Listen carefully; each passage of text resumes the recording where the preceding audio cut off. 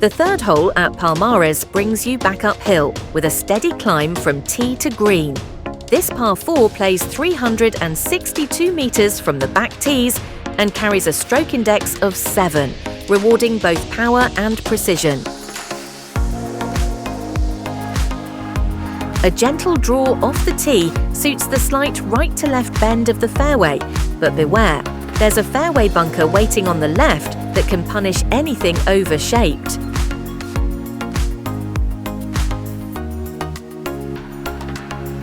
Positioning your drive to the left side not only avoids trouble, it also opens up a more forgiving approach to the green.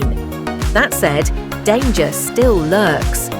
A deep bunker guards the front right, while a steep grass wall defends the left side of the green, repelling anything that comes up short. It's a hole that rewards smart strategy over aggression, especially on your second shot.